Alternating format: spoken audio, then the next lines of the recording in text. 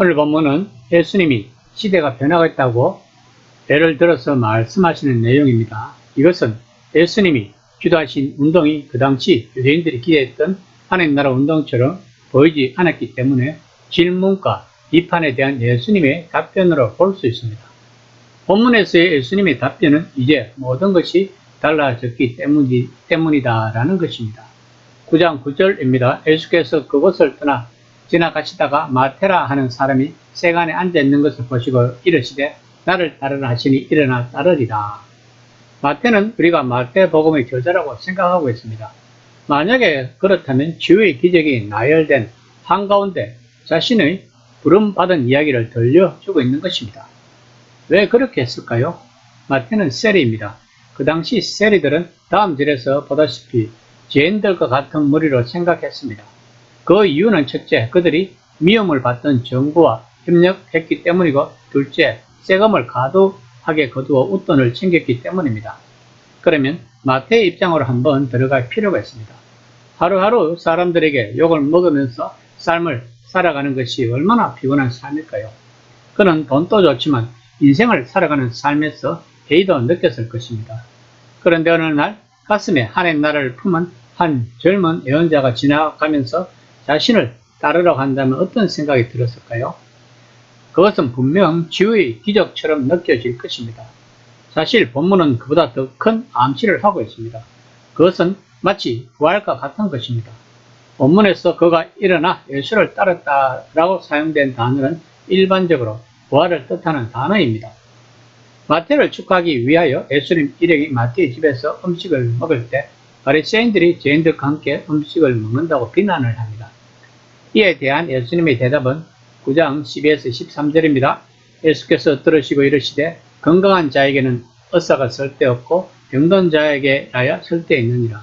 너희는 가서 내가 공의를 원하고 제사를 원하지 아니하노라 하신 뜻이 무엇인지 배우라. 나는 의인을 부르러 온 것이 아니요 죄인을 부르러 왔노라 하시니라.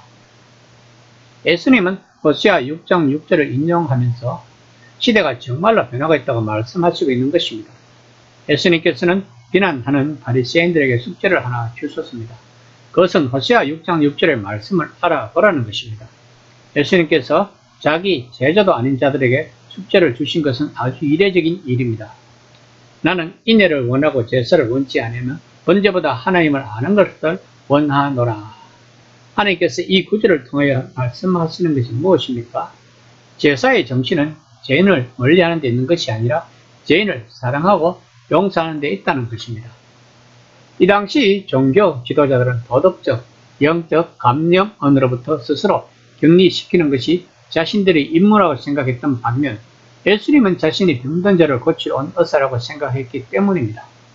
의사가 격리실 안에 들어가 있으면 어떻게 병든 자를 고치는 일을 할 수 있겠는가 하는 뜻인 것입니다. 바리새인들은 스스로 의인이라고 주장하고 있었지만 성경은 의인은 한 사람도 없다고 로마서 3장 10절에 말하고 있습니다.